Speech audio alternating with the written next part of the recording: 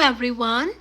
Today we will talk about the physiological actions of glucocorticoids. Now, first and a very important action is anti-inflammatory action. So, glucocorticoids they inhibit the inflammatory response to any kind of tissue injury. Okay, these are termed as anti-inflammatory. Therefore, this is the applied aspect. They are used in the treatment of inflammatory diseases like rheumatoid arthritis, rheumatic heart disease, acute glomerulonephritis, etc. etc.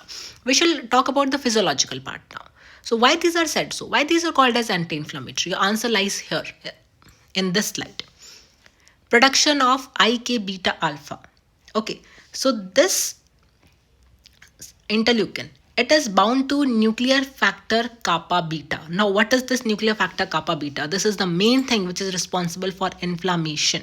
Okay, normally it is bound to IK beta alpha in the cytoplasm, that it renders it inactive. Okay, there are several inflammatory stimuli that cause the dissociation of nuclear factor kappa beta from this IK beta alpha. Okay, so IK beta alpha it is degraded and nuclear factor kappa beta it moves out of the nucleus where it acts upon the DNA of the genes of the inflammatory mediators to increase their production and secretion. So what do the glucocorticoids do here? They inhibit the activation of this nuclear factor kappa beta by increasing the production of IK beta alpha. So it remains attached to this IK beta alpha. So production of IK beta alpha just so that the nuclear factor kappa beta it remains attached to this factor that renders its anti-inflammatory property. This is the first factor. Second thing, glucocorticoids they inhibit phospholipase A2 enzyme and cyclooxygenase enzyme. Now these enzymes, these are involved in the formation of prostaglandins and leukotriene. Mainly phospholipase A2, it converts phosphatidylcholine to arachidonic acid. Okay, so glucocorticoids they decrease the release of arachidonic acid from the tissue macrophages, resulting in decrease in the formation of these leukotrienes, prostaglandins, prostacyclins, thromboxanes. All these are the mediators of inflammation. Third factor is they cause stabilization of lysosomal membrane. Next one is they decrease phagocytosis, chemotactic activity and leukocytic activity. Next one is they cause inhibition of platelet activating factor and nitric oxide. Now both these factors, these are responsible for increasing the vascular permeability and cause vasodilation at the site of inflammation. When they will be inhibited, there will be opposition to inflammation, that is anti-inflammatory action of glucocorticoids. Okay. This is the nutshell representation, or you can say how the anti-inflammatory action is exerted. What is the physiological basis that we had discussed just now? Anti-inflammatory action, first we had talked about IK beta alpha that remains attached to nuclear factor kappa beta. You can look over this. And there is decrease in the formation of inflammatory mediators. Second is inhibition of phospholipase A2 and cyclooxygenase enzyme. Third part is via stabilization of lysosomal membrane. Then on leukocytes, decrease in the chemotactic activity, decrease in phagocytosis. Last one is inhibition of platelet activating factor and nitric oxide. We discussed all these points. So that is the physiological basis of anti-inflammatory action of glucocorticoids. It is very important and it is very frequently asked in the examination. What is the physiological basis? So in this case, you will have to draw this flow chart and you can mention the important points. Second is the immunosuppressive action of glucocorticoids. Okay, they suppress immunity. Okay, these are the factors why it does so. By causing destruction of T and B cells, decreasing the activity of nuclear factor kappa beta, inhibiting the conversion of monocyte to macrophage, and causing apoptosis and decrease in the proliferation of T cells. It is also frequently asked. What is the physiological basis of immunosuppressive action of glucocorticoids? You can see the detailed explanation over here. How in thymus there is destruction of lymphocytes.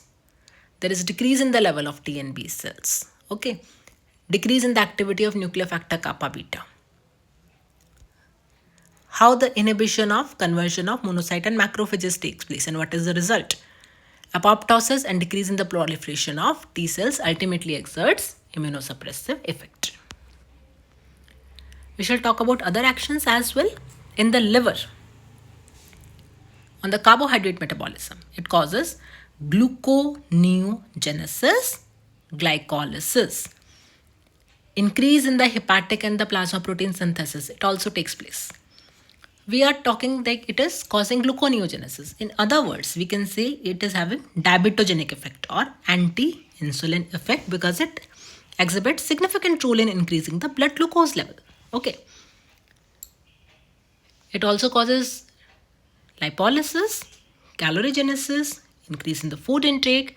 Proteolysis occurs in the skeletal muscle. It has anti-allergic role as well. Okay. That's why glucocorticoids are used in the treatment of asthma and anaphylactic shock, etc., etc. Because they decreases the production of granulocytes, basophils, and mast cells. That is serotonin, histamine, etc. They contribute to allergic manifestation. These are suppressed, so it is anti-allergic. Glucocorticoids, they causes bone resorption, increases glomerular filtration rate. Another very, very important action is maturation of lungs. It is having significant role in the maturation of CNS, pulmonary system that aids in surfactant synthesis, dermatological tissues, retina, gut, etc.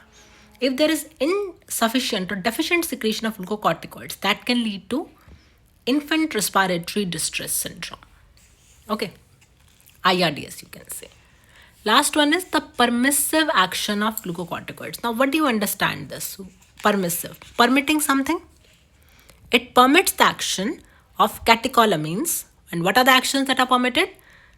Calorigenesis, lipolysis, bronchodilation, pressor response. Just underline these things. Calorigenesis, lipolysis, bronchodilation, pressor response. Okay. What will happen if there is absence of cortisol? The response of the vascular and bronchial smooth muscle to catecholamines, it will be attenuated. That's why there is permissive effect of catecholamines. You can see the natural representation of the metabolic actions. What happens in liver? Gluconeogenesis, glycolysis, ketogenesis, increase in the synthesis of hepatic and plasma proteins that increases levels of plasma glucose ketone bodies. Adipose tissue, there is lipolysis. Skeletal muscle, there is gluconeogenesis, proteolysis. Okay, there is calorigenesis, lipolysis. Nutshell is here. Diabetogenic, anti-insulin, ketogenic, lipolytic, protein, catabolic, anabolic. Now what do you understand by catabolic, anabolic? Both. Catabolic is where? In the skeletal muscle. And where is anabolic? In the liver, where there is increase in the synthesis of hepatic and plasma proteins. So don't get confused. I'm saying both anabolic, catabolic, but the sites are different. Okay, catabolic is in skeletal muscle, anabolic is in liver. Again, a natural representation of all the effects or the physiological actions: anti-inflammatory, anti-allergic, anti-immunity, or you can say immunosuppressive. Diabetogenic, anti-insulin, causes hyperglycemia. Protein catabolic, anabolic for enzymes of gluconeogenesis. Lipolytic, bone resorption, causing muscular weakness. Permissive action of catecholamines, that is useful in the stress management. Causing fetal lung maturation, so here is role of surfactant. Causes mood changes, euphoria, these are the neurological effects. Increases GFR, anti-ADH action. So we had discussed all the action of glucocorticoids in detail. Thank you very much.